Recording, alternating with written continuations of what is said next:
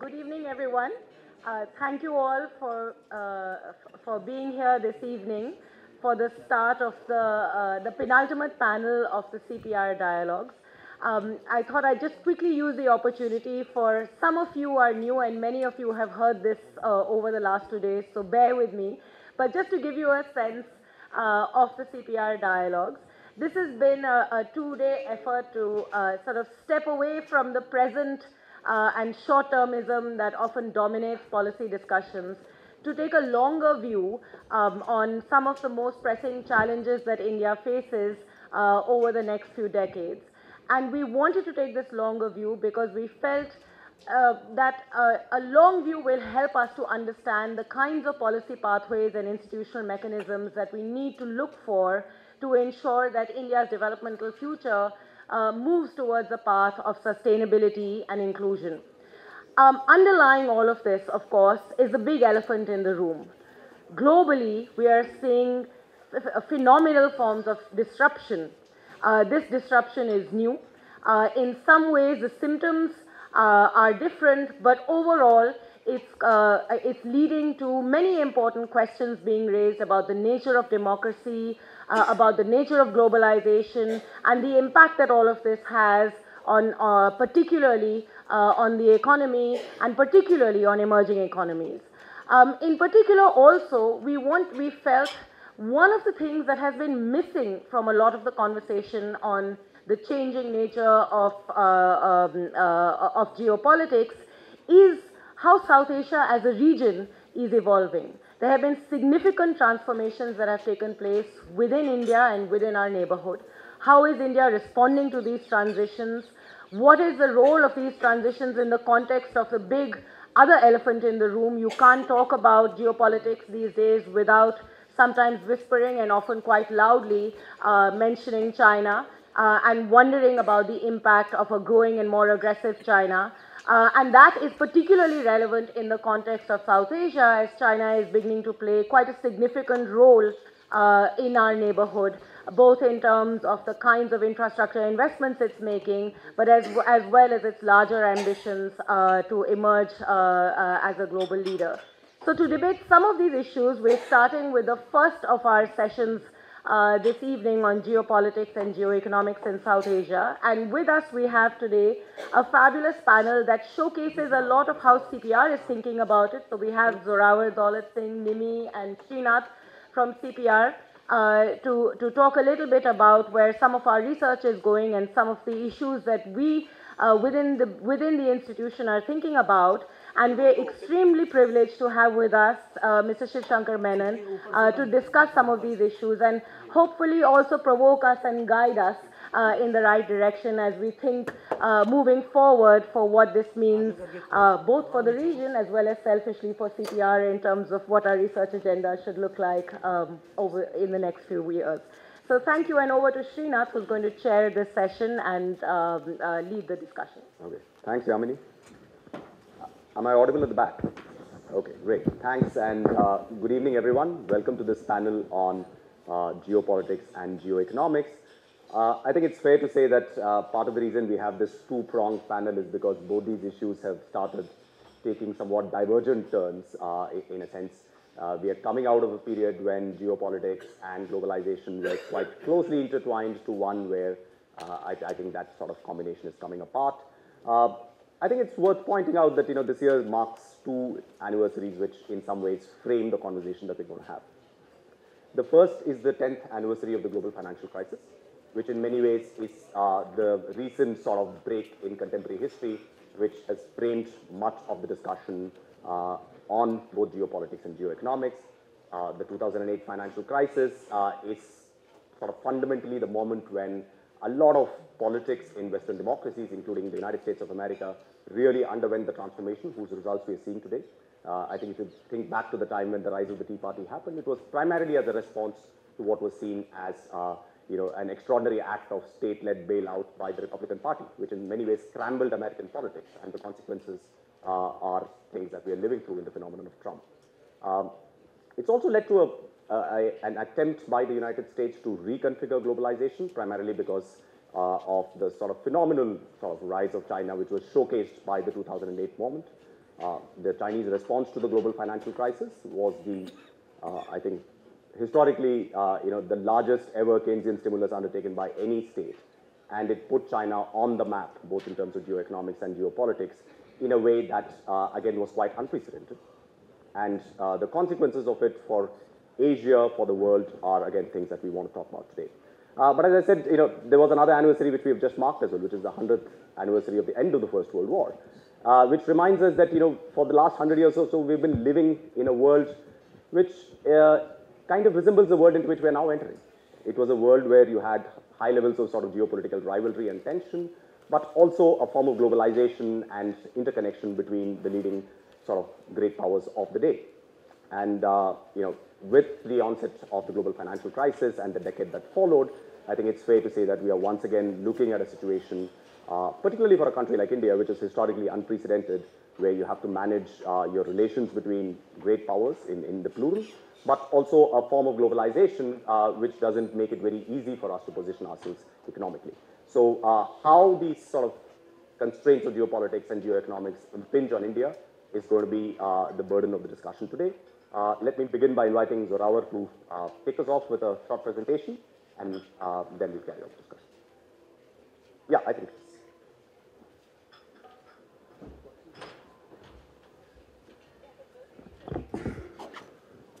Thank you so much, Srinath, and delighted and honored to be a part of this panel. So, we thought that it would be useful to set up this conversation by three sort of fundamental questions that aren't particularly innovative, but they still dominate most conversations that we're having today in India and abroad on changing world order and what it means for Asia and India. So, if we step back, what does the past really tell us about this power transition, about dominant powers and rising powers? So, you have this fascinating thesis by the Harvard political scientist Graham Allison, who, with sufficient amount of evidence, has shown that 12 out of the 16 past cases when a rising power confronted a dominant power, the result has been a violent struggle. Even from a world systems geo-economic perspective, looking from the works of, let's say, Robert Gilpin, Emmanuel Wallerstein, Giovanni Arrighi, an underrated but a fascinating political economist, we see these cycles of how a dominant power builds a large global division of labor. But in that process of interdependence, power starts diffusing towards the periphery, and this generates a disequilibrium. Now, that disequilibrium really means that the dominant power cannot or lacks the capacity to uphold the order that it's built, and it needs the support of its rivals to maintain the longevity of that system.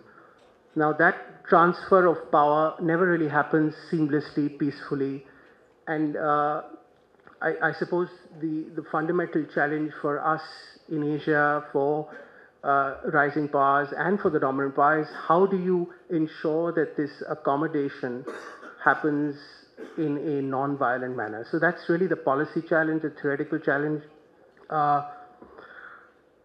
Two of the instances of a peaceful power transition are actually quite extraordinary. You look at the transfer of leadership from the British Empire to the United States in sometime at the Second World War.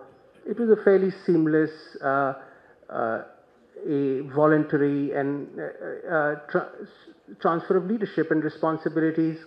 But what defined it was fairly culturally similar powers sharing and passing the baton to each other. Does that exist today? I don't think so. We don't have that. The second case of a peaceful power transition was, of course, the end of the Cold War. You had one superpower that practically unilaterally calls an end to this ideological confrontation, and it even goes further by disappearing from the scene. Again, I don't think we are going to see the Chinese, Russians, Iranians, Indians disappearing from the scene in any time hurry. So we're really grappling with a changing balance of power. One structural facet, of course, that changes everything is the presence of these new military technologies, of course, the nuclear revolution, that has changed the ball game completely. So the idea of a violent assault on the status quo by the rising powers is simply unthinkable. So it's going to be through new mechanisms, new means, and that's something which is the challenge today, because limited military conflicts can't really change the status quo completely. So ironically, the present international order is resilient because of these new technologies that have come in and diffused. E.H. Carr, Edward Hallett Carr, writing in 1939, had laid out some fascinating conditions for what a peaceful power transition would mean. He had suggested the first condition was that the rising powers must possess a certain amount of leverage to put pressure on the dominant power to make concessions. Because if you do not have credible leverage, the other side is not going to make those concessions. The second condition he had said is the dominant power has a moral responsibility to share power with the rising powers. So I think he was talking to the British Empire that if you do not share power, you are going to collapse the system, and which is what happened really. Theorists more recently have added that even the rising powers have a moral responsibility to provide space for the dominant power to retrench, retreat, and forge that accommodation. So actually we see this in Chinese discourse. If we step back and be dispassionate, I think the Chinese recognize that to the level of American insecurity today, I think they're aware and conscious that their choices and actions can change or the pace of trajectory of the dominant power. So we, of course, will have contrasting opinions on what it means and are these conditions, how do they apply today? One of the other things I want to add is the Asia's rising powers are a little different from what the traditional Western powers were like. You look at the civilizational, cultural attributes of China, India, Iran, others, they certainly have been affected by their colonial encounters, semi-colonial encounters. They do not have a conception of world order that is proselytizing and that seeks to transform the realm outside their sovereign. So they are constrained by their past experience, which is still profound. We can have a conversation on how and to what extent that those encounters still continue to exist, but I believe they still play some sort of a constraining role on the level of internationalism that the Chinese, the Indians, and others can present to the rest of the world. The other facet in this power transition is what distinct values and ideas do rising powers truly bring to world order. So I'm looking at what the Chinese, Indians, others are writing on world order, and I see no real great revisionism in their basic message. They're quite content with many facets of the international order. They certainly have, you don't see any revolutionary spirit or any kind of radical Maoist ideology, what you had in a period of the 1960s or maybe post-revolutionary Iran. So we see a rational, pragmatic outlook, which is a good thing. If there is any exceptionalism or this manifest destiny, it's quite selfish. Today you look at Chinese discourses on their rejuvenation. They're really talking of rejuvenating themselves and reclaiming their own position.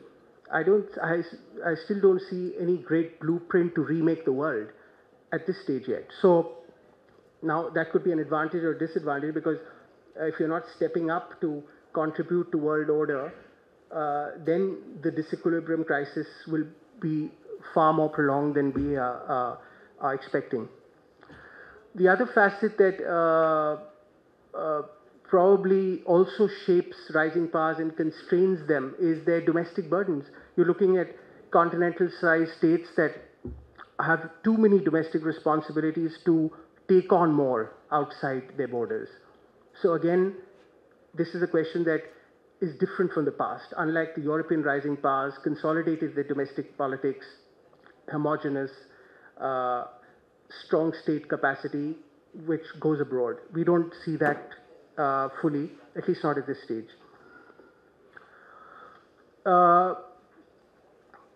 And if we add here the proposition that the main challenge to Western foreign policies and globalist visions are also coming from the breakdown, as Srinath laid out, the breakdown of the neoliberal consensus within Western societies, that today the Western body politic simply is not in a position, or certainly does not seek or perceive benefits from this status quo. So ironically, there's a Janus-faced challenge for Western strategic establishments where their own societies truly are unwilling to bear the burden of that world order. So this is perhaps a positive, that it can in some sense lead some of the dominant powers and coalition to forge a modus vivendi, because both sides, if you look, have domestic problems and upsurges. So I'm thinking of maybe the Congress of Vienna in a new format, where what was it really about? It was about stabilizing the domestic status quo and reaching a modus vivendi, because you felt internal pressures, and the internal pressures in Western Europe and North America are going to only increase in the coming years. So does that allow them to forge some sort of an accommodation with outsiders? Because the Chinese would be quite happy to look at that kind of an arrangement. I found this quite interesting. Yan Shitong, one of the most famous Chinese IR scholars, just this week, he's written in the Foreign Affairs, and it's a reaction really to Mike Pence's policy statement that I've laid out there, sort of that one impression. Though, by the way, even Mike Pence's speech, which has been interpreted as a clarion call for a new Cold War, half of that speech actually lays out the fundamentals of the US-China relationship. So we shouldn't even exaggerate that. But nevertheless, the Chinese are the signaling they're giving. I'll just quote from his article. He says, Yan Shetong, Beijing has no clear plan for filling the leadership vacuum and shaping new international norms from the ground up. He insists that, I quote, China's ambitions for the coming years are much narrower than assumed in Western strategic establishments. He then goes on to say that Beijing is in no hurry to become the sole object of Washington's apprehension and scorn, would much rather see a multipolar world in which other challenges and challengers force the United States to cooperate with China. So you're really seeing the Chinese are saying, we are simply not ready to step up and wage this kind of a larger struggle for sharing the burden with the world order. So, so the pace of their stepping out is certainly going to be shaped by a lot what the West does. So,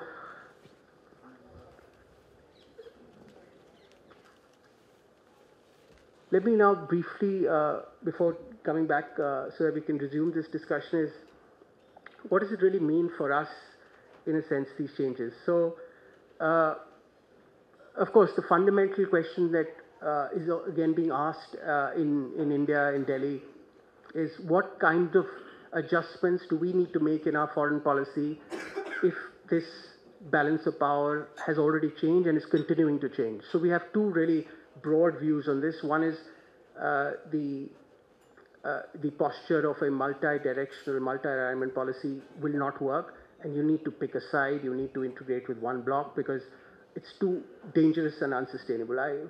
I would say that's still the minority view. The dominant view is that a multi-directional foreign policy is precisely what you need if power is diffused across multiple power centers. So I find this quite interesting. If you look at some of the most important communiques that India has signed on with the three great powers today, the United States, Russia, China, and if we assume that that reflects some of internal thinking, so with the United States, we proclaim a commitment to an open and free order with a particular focus on the integrity of the maritime commons. So that's one facet. With Russia, we legitimize multipolarity, pluralism, inclusive security architectures, UN-centered norms and sovereignty. And then with the Chinese, we speak about a common interest in a liberal economic order, as well as a rules-based multilateral trading system. At Wuhan, we, and this is the Indian press release after this very important meeting earlier this year between the Indian and Chinese leaderships, it states, we both agreed to build an open, multipolar, pluralist, and participatory global economic order. So it's not at all accurate when observers say that India is being all things to all powers. I would interpret what India is doing is it is reacting to the diffusion of global power and the fact that different great powers' interests, visions, and goals coincide with India's in different domains of power and issues.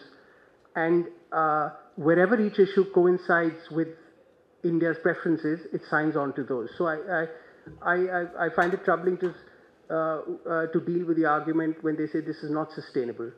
It only becomes unsustainable if you buy into the narrative of the Cold War. But if you don't do that, I think you can sustain this for as long as you like. Finally, on the geoeconomics, this is, I think, perhaps the biggest challenge in terms of how do we deal with the consequences of the changing globalization pressures on South Asia. So two aspects to me stand out.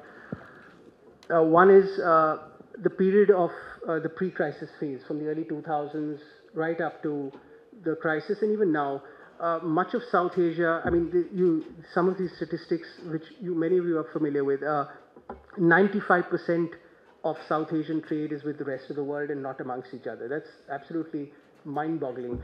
Another statistic, only 1% of total investment in the subcontinent is intra-regional investments. Again, extraordinary that considering that India accounts for 80% of the regional GDP, it's simply absent from this scene. So one might respond and say, so what? We've been getting along with this process fairly fine. Why can't we continue this? So for two reasons. One, the pressures from the Western markets, economies that precisely enable free mobility of capital, labor, technologies is changing. And the players are changing. That China is no longer only contained within the East Asian political economy and recycling production to Western markets, but it's actually developing physical and geo-economic ties with all its neighbors. So we are dealing with a different setting where should you choose to retain your aspirations to leadership to a regional order, then it can't be done without you stepping out and playing a role in the regional political economy rather than just India's modernization and development. But this, again, opens up a whole series of questions of what type of political economy do you want to build? Do you want to link up with, let's say, East Asian supply chains? Where does South Asia fit in with the larger Eurasian connectivity projects that are going on? So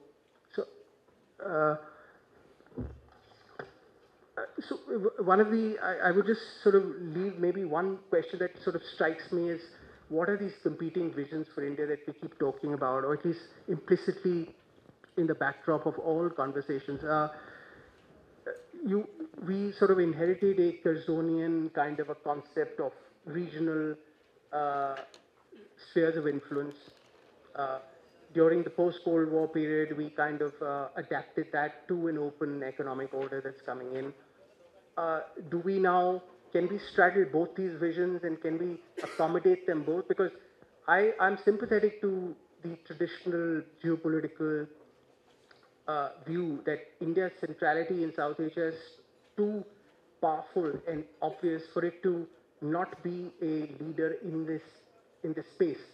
But without the capacity, without any internal mobilization of your resources, your private sector into the space, can it just be a security-driven, geopolitical-driven dominance? So how do we translate that? And even if we like to, we still need outside actors for capital, for infrastructure, for so many others to play a role. So can you aspire to a role as a geopolitical leader, but also a facilitator for the developmental transformation of South Asia, where you mediate some of these external transactions that are happening in South Asia? It's quite an ambitious geostrategy if you were to actually play it out, because what you're saying is, you're telling your neighbors that we're not going to restrict your geo-economic linkages with the Chinese, with the Japanese, with the Americans, with the Russians, but we would like it to happen under a certain set of norms that are conducive to the broader sort of security, non-traditional, others, so that, because instability affects us the most. So how does that happen? That's something which, again, we can, so let me stop there and thanks. Thanks, Robert. I think, I think you've raised most of the most important questions out there, which is about how, Asia is the location where this power transition is happening, both in political, military, and economic terms. So, Mr. Menon, maybe you could sort of give us some thoughts on how you see this. I know, Zoraw's raised so many.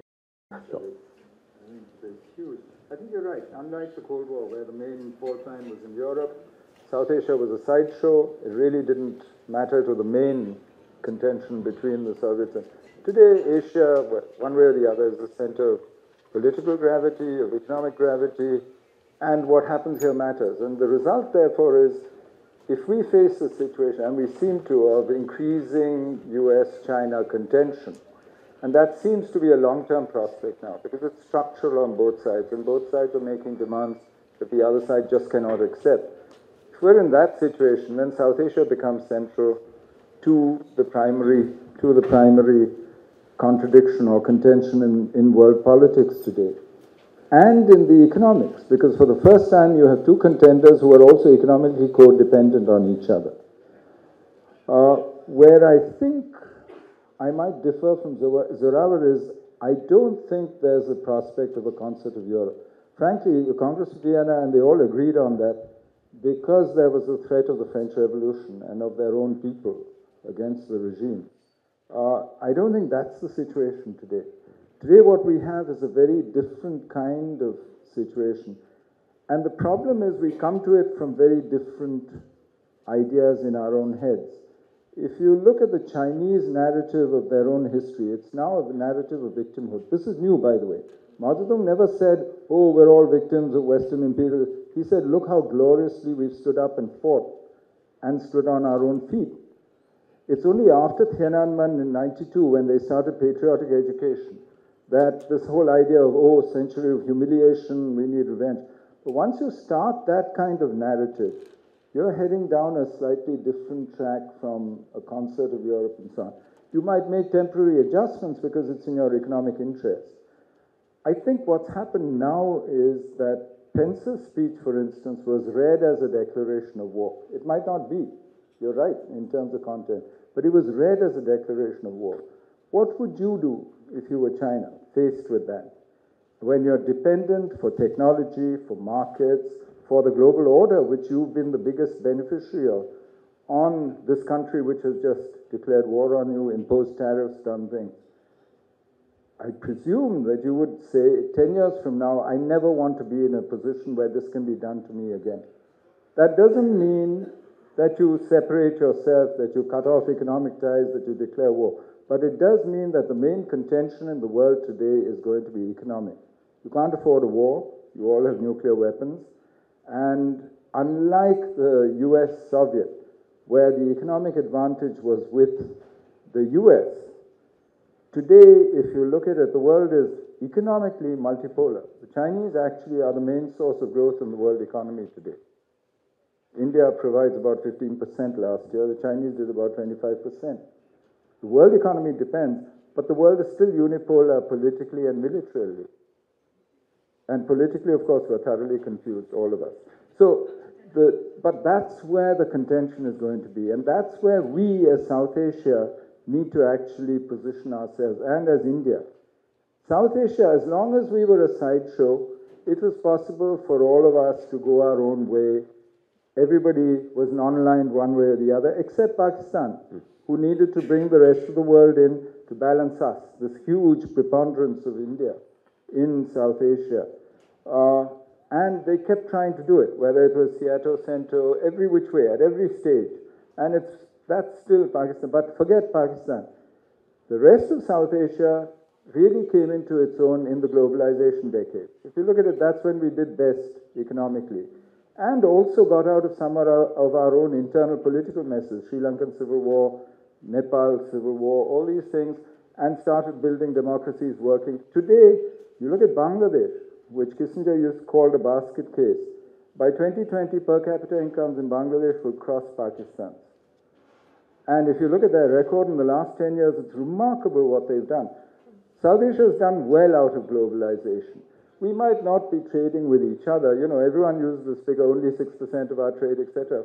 But you look at India's trade, less than 16% of our trade is from Suez to Malacca, is Indian Ocean rim. Our interests now are global. A lot of South Asia's interests are also global, but through India. Every one of our neighbors, the formal trade is about 1/3 of the actual trade. And the linkages and the affinities we have across our borders are not in the things that appear in official statistics. We measure, what do we measure? As Robert Kennedy said, we measure all the wrong things. We measure our weapons, we measure, when you measure GDP, you're not measuring education, quality of life, what people think, you're not measuring. Today we have cross-border ethnicities with every neighbor. We've opened up our neighborhood in the last 10 years or so. We've actually tried to open the economies. And the answer to the rest of the world, to the contention we see, to the chaos we see around us, frankly, is for us to do much more in the periphery. We need to try and integrate this periphery and integrate it in various ways. We need to double down on what we've been doing in South Asia in the past and really put the neighborhood first in what we do.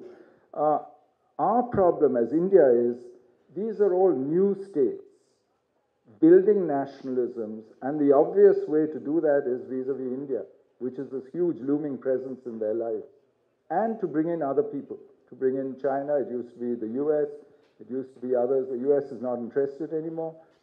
You must expect this. They will be in South Asia. If we seek exclusivity, we're being stupid. I mean, then frankly, we're like Canute. There's no way that we can do that. The only way we can actually succeed in integrating the subcontinent is by concentrating on our affinities, which are cultural, which are linguistic, which are ethnic, which are economic. We are still a major economic player in most of our neighbors to an extent that, frankly, we haven't been displaced in terms of the daily lives of the people. And this is true right across South Asia. Again, the exception is Pakistan, which frankly is a strategic distraction. So for me, that's the answer. That's where we need to go. How does this tie into the rest of the world, where the world is going?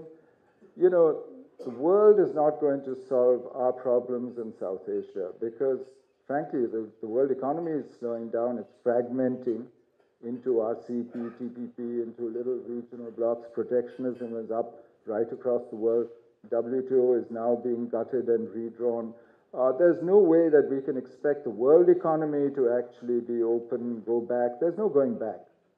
And if we need to do anything, we need to do things in our neighborhood. But because we are both a continental and a maritime power, and all our prosperity, by the way, in history has come to the maritime parts of the subcontinent.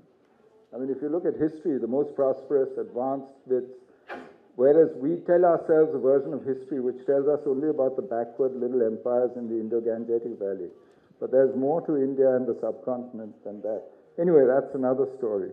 But what we need to do as both continental and maritime is we cannot therefore choose. You cannot say we'll work on a free and open Indo-Pacific alone. We need that, certainly, and we'll work with whoever's willing to do that. But we also need a continental order that enables us to live in peace and takes care of our security concerns, whether it's terrorism, whatever it is. We need to worry about the continental order as well and work with the Russians, with the Chinese, with anybody who's willing. So frankly, what we should do is make issue-based coalitions of the willing, depending on our interests. What are our big interests? Define them, what helps us to transform India, and then build those coalitions. It needs a lot of work. It's going to be nimble, and it won't be coherent. You won't be able to say, yes, I always work with so-and-so, and so-and-so is my best friend forever. No. But you'll have to do it in this messy world that we face. I'd better stop here.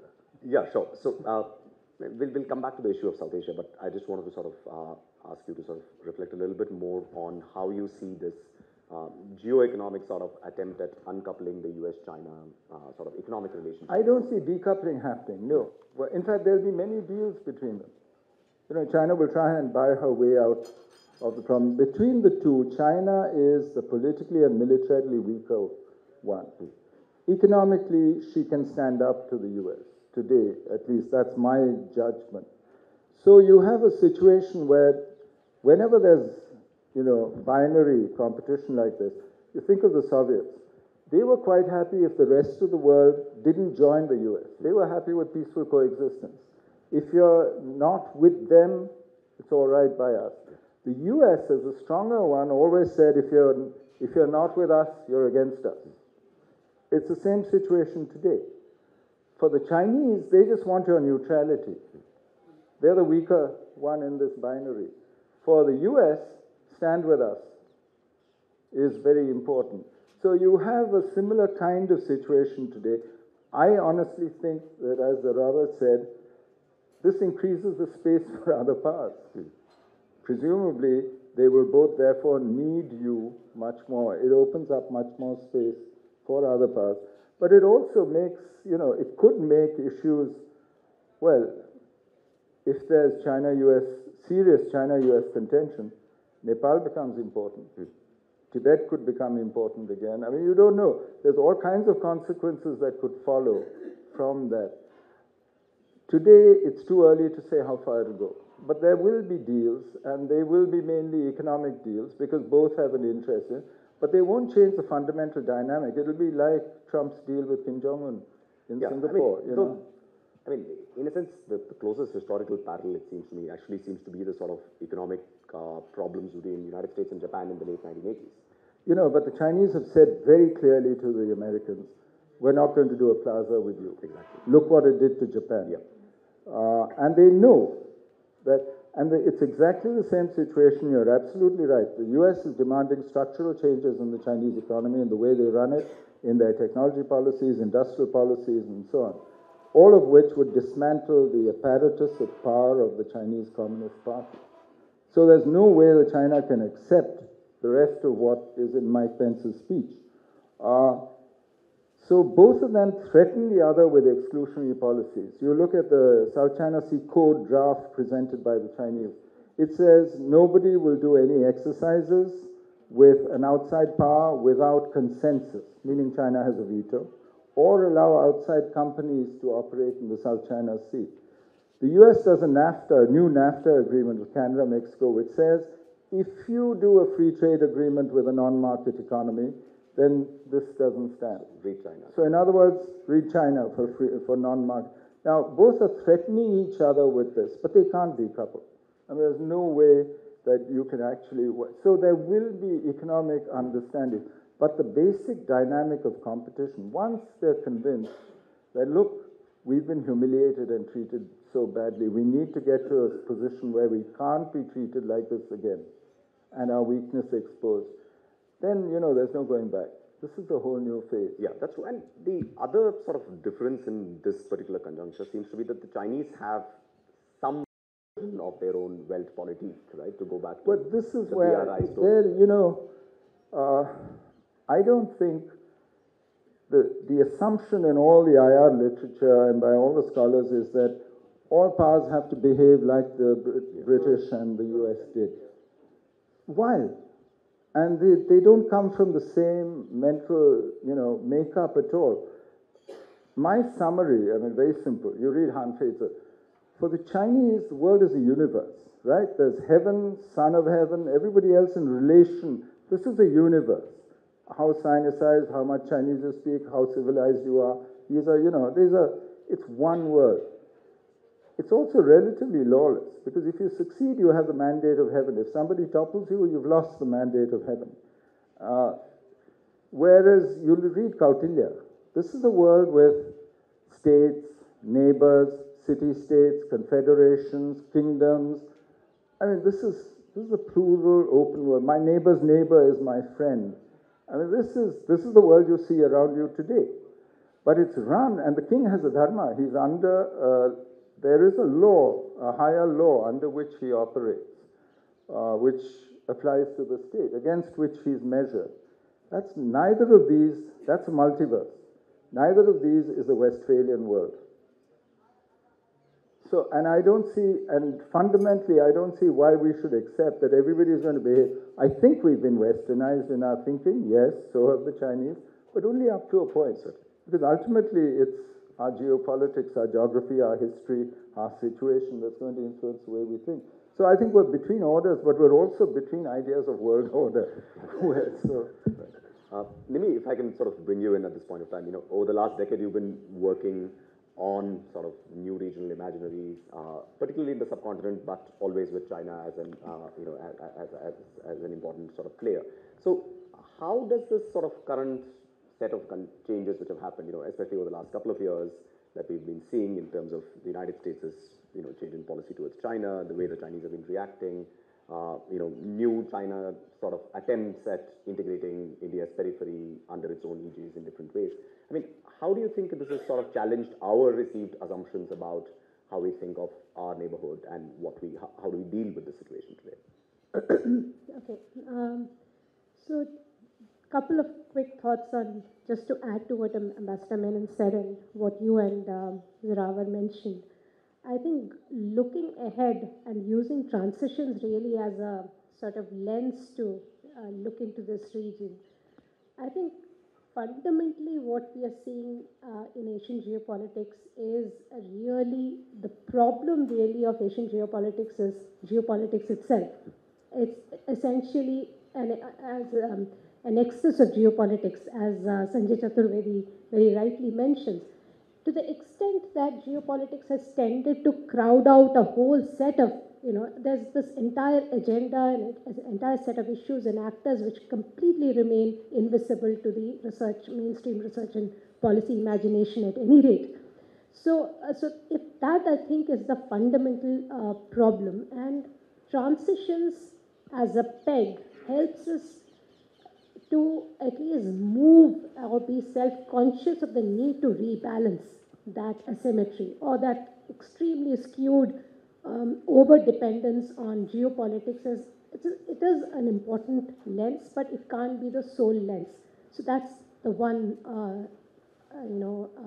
thought. The second is with apropos your point about China and the neighborhood and how it, what sort of response it would kind of entail on, or what sort of pressures it would entail on Indian foreign policy to recalibrate. I think fundamentally it really means that there is this tremendous amount of complexity across issue areas that we see. And this is not just exclusive to only India, it's the entire ecosystem. And this complexity is creating, it's a very messy, very untidy sort of, and which is why we are talking about transitions. And I think going ahead, it will require a different kind of capacity and a different kind of politics. And since we are talking about India, on India's part, for instance, to understand intersections across issue areas. So, just to give you a quick illustrative example, since you mentioned China, what possible intersections could there be between, let's say, the Belt and Road Initiative, demography, and Africa? It seems fairly random, but it is precisely intersections like these that will be critical to the manner in which Indian IR at any rate, both research and policy, will be able to cope and understand and then mount an intellectual capacity to respond. And very quickly, just what I meant by these three random sort of ideas. The Belt and Road Initiative, as Ambassador Menon also mentioned, there is this over-anxiety about whatever China is doing, and there is this hyperventilating about the geopolitical dimension. There is also a tremendous sort of subtle, understated glee that these could be leading to a debt trap, all of which are right in their own, dimensions. But when we tend to obsess over the formal or any particular privileging any particular lens, we lose track of other constituents and drivers. And demographic driver, and since all of you mentioned economic transitions, the economic transformations sweeping Chinese economy. The fact that, so let me give you a quick statistic. You look at Tanzania with a median age of 18, and you look at 158 million senior population over the age of 65 in China. Tanzania sitting in the middle, sitting pretty in the middle of a demographic dividend, and China at the bottom, at the tail end of a demographic transition. So that tells you in a single, it's a frame. Why is China going to locations such as Ethiopia, Burundi, Kenya, Tanzania? The short answer is these are all, if I may kind of extrapolate, young and poor, similar to what China was in the 1980s. So as China's domestic, the growth model changes, there's the sense of urgency to kind of recalibrate its growth model, not just domestically, but also to the rest of the world, and which is why it is one of the drivers of the BRI in locations like Africa is that. So, coming back to Indian IR or India's own understanding of it, unless we look, and this is like, scholar Lauren Johnston's work brings some of these, interlinkages or the interconnections between, random ideas or flows like the BRI, demography, and Africa. So, unless we are able to look and make and understand these intersections, we are going to absolutely be, miss out on a whole, the entire dynamism that is powering Chinese IR. Mm-hmm. Right. Zorawar, if I can come back to one particular point which you raised, which is about saying that, listen, India has sort of, broadly speaking, a couple of options in terms of the way that it sees existing. And some of your work, including the forthcoming book, has talked about how India has had various kinds of regional role conceptions in the past, and how those have sort of been influential in the way that they shape the way we think about problems, right? I mean, in a sense, as Ambassador Menon was pointing out, at the end of the day, everyone has certain frameworks coming out of your geographical, historical imagination, and so on. Now, what do you see are the sort of potential frameworks that are on offer, and which one of these would you sort of plumb for in terms of saying that, that gives you the best degree of flexibility in the way that you think about the region? Wow. So yeah, my job is to ask the hard questions.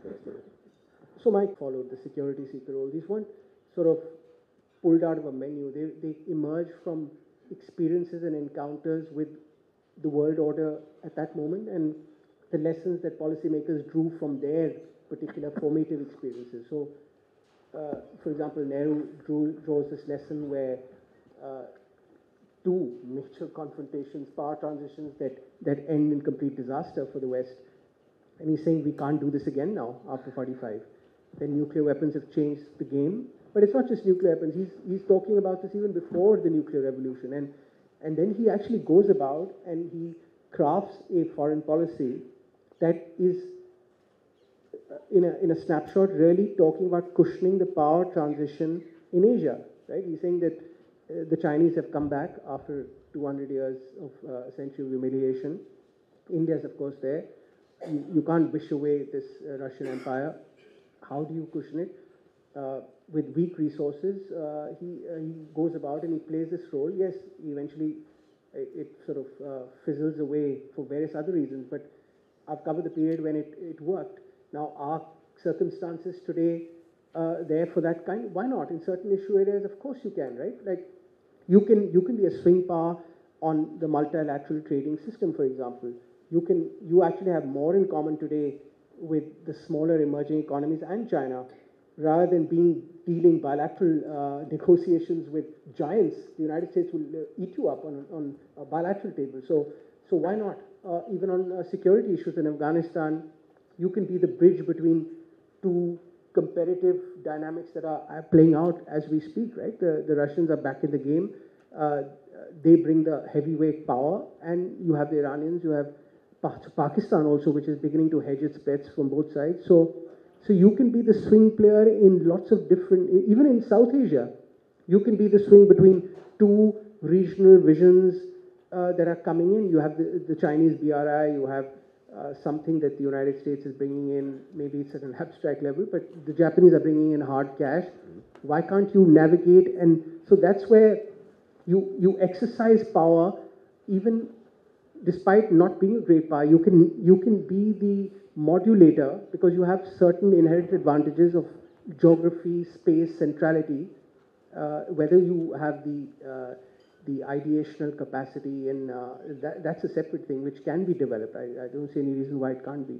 But the security seeker role that comes out after 62, 65, which I sort of lay out, really as a reaction to the post-Cold War historiography for the Cold War, which had suggested there was no realpolitik, there was no power play. So I wanted to show that. But is that relevant today? I don't think we can close South Asia up precisely because you are global, as Ambassador Menon said. And I'm sorry to say this, but our smaller neighbors are just too small to pose a threat to India, leaving aside Pakistan.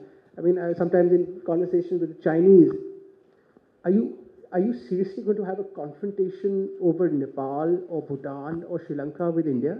Of course not. They're not going to do it. And if it really comes down to it, I think they will accede to Indian leadership if India's vital interests are at play. You might even have some common facets with them. So the hard security role of closing up South Asia doesn't make sense at this stage unless you were truly in a serious Cold War where ideologies are flying all around and you want to sort of create this new area of peace backed with Indian strength, which theoretically you could do, but there's no reason for that. The Chinese are not projecting any great ideological messianic vision. They're just throwing money around. If anything, they're feeling that they lack that normative capacity and they wish they had that. So it's taking time for them to develop. So yeah, sure.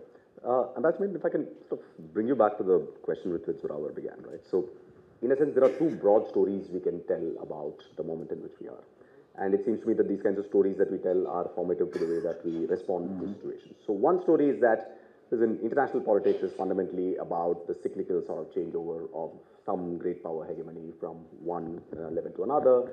Many of these have been violent. It doesn't always have to end up badly, but it's unlikely that it will sort of go smoothly and things are likely to be problematic. The second is to say that the history of international politics is really like history of everything other that human beings have done, which is an attempt to achieve greater mastery over their circumstances and situations, right? So, and in international politics, you know, the two divergent impulses of, say, freedom and order, and how do you sort of, so in a sense, it's about building institutions, it's about managing complexity of new situations which comes up. And in that context, it seems to me that Asia is very sort of completely, in a sense, terra nullius in some ways, right? I mean, institutionally, it's the most underdeveloped part of the world that you can think of in international context, right? I mean, there are a few important things like ASEAN, but when you think about all the various parts of what we call this continent of Asia, it's very difficult to think of any kind of security organization, any kind of economic organization, any attempts to, how do you manage the kinds of difficult problems that come up? So in a sense, institution building seems to me to be one of the central challenges in the Asian context. And I mean, yes, India can sort of have its partnerships, it can sort of do various things with different people, but how does it contribute to that aspect of it? This idea that, you know, we need to be able to sort of contribute in a positive way to managing the complexity of our moment, rather than just thinking that, you know, our turn is just to pick and choose a side in this cyclical game of great powers. So. You know, to go back to where you started, both narratives are actually true. The trouble is they lead in opposite directions. The second narrative leads you to saying that if you look at the world today, more people live longer, healthier, wealthier, more prosperous lives than ever before. I mean, a higher proportion of humanity. So if you actually look at all the other indices, which is health, education, all the other things, we're actually doing much better than we've ever. If you look at it the first way, as a history, as a story of great powers, and then the world's a mess. And we're heading for chaos, and there's conflict coming, and, you know, I mean, that's the traditional, and that's why I say we need to break out of that old era, because both are true. Because the trouble is that we now think as Westphalian states and behave like them as well. And we see insecurity around us. You look at the world's greatest arms race in Asia, I mean, it's in history ever. So both things are true. How are you going to reconcile this in a theory? I don't know. That's Nimi's job. I don't have to worry about it. But how do you deal with it in practice? I'm not sure that institutions are the answer. Every institution is a snapshot. It reflects one moment in time and the particular balance of power at that moment. Now, the trouble with Asia is it's changing so fast. The entire balance of power has shifted in the last 20 years. And it's still shifting. It's not just China rising. It's India's changing. Our internal politics is changing. Japan is becoming a new normal power again. Look at Indonesia. Look at South Korea. Look at what's happening on the Korea. So every balance, the sub-regional balances, the balance across Asia, you look at what's happened in West Asia now that the US no longer needs oil from West Asia. I mean, the whole thing is, shifting. You cannot therefore set an institution, set it in stone, or get anybody to agree, especially for rising powers. If you tell them, okay, let's fix it now, stability is the main thing that institutions do. If you say stability, to us, it sounds like stay where you are, as hewers of wood and drawers of water or whatever, that no rising power, no power who thinks the future belongs to me is going to accept that. So for me, institutions are not the way forward. The way forward, therefore, is managing change and finding ways of managing change. What's that? Simple things, confidence building measures, setting up crisis management mechanisms before there's a crisis, not only after or during a crisis. There's a whole series. Yeah. And frankly, that's not inconceivable. It's just that it's ad hoc, and it doesn't satisfy the political need of all leaders to stand up and say, I have a theory, and I have a word, and it explains everything, like non-alignment, or whatever you want to call it. It's going to be a messy world, so you'll have to deal with it. But you have to keep managing that change. And I think you take it for granted it's going to keep changing. So I'm not sure about the institutional part of it, but maybe you're a structuralist. I don't know. No. I mean, when I meant institutions, I was just saying that developing habits of ways of doing business which are predictable, and precisely around the kinds of things. I mean, it doesn't have to have a It doesn't have to, with a and secretary habits so of to speak. cooperation. Exactly. Yeah. And but do you think? I mean, it's possible to do that? I think it's easy to do actually, because here you have some of the world's largest trading nations. They have a common interest in maritime security. As long as you don't make it about rights, who owns this place, is mine, yours, and you make it about security of sea lanes, everybody has a common interest, whether it's the US, China, India, all of us, all of ASEAN, certainly. Anybody who's in a global supply chain has an interest. And if you look at it, that's why I say issue-based coalitions of the willing. And you see who has an interest in there's not going to be one provider of global public goods, one person who provides security. There won't be one security architecture for Europe, because that again is institutionalization. And so for me, that's really where we are likely to go if we are sensible and rational. But we're assuming here that everybody is rational, sees their self-interest. I mean, we have to make that assumption, right? Sure. But we know about human folly. You mentioned the First World War. We know the stupidity that people are capable of, unfortunately. So that's why you need to put in crisis management mechanisms and all the CBMs, the other stuff, which lessens the risks. I mean, the best example to my mind is what India and China did on the border for the last 30 years, where we've actually made it the most peaceful border we have. The most disputed, but the most peaceful. Right. Nimi, do you want to sort of just come on to that point? I was just going to sort of ask you to. Thank you.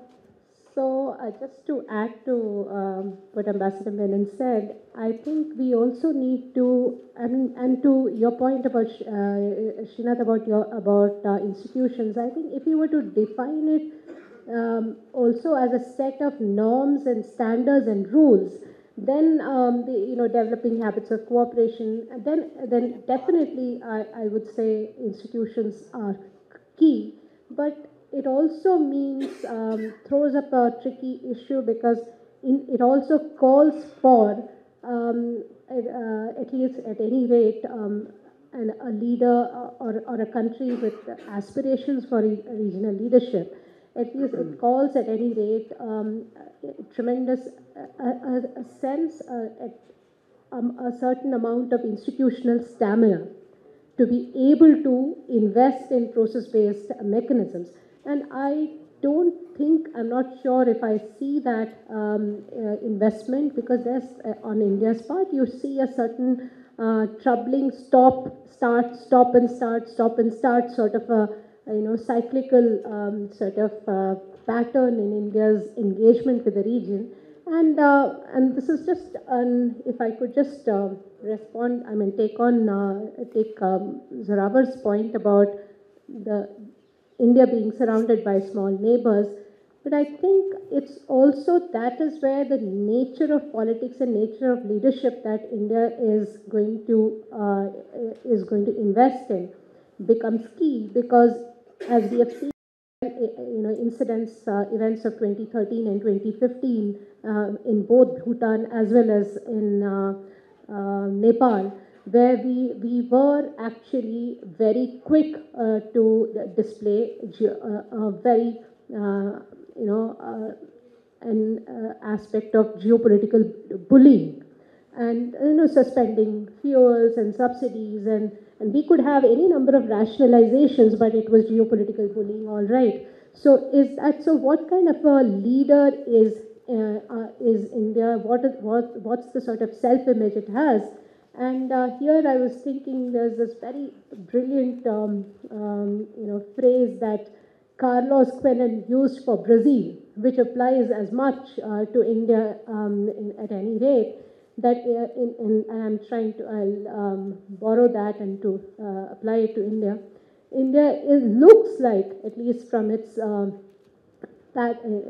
practices, India appears to be a leader of the last resort.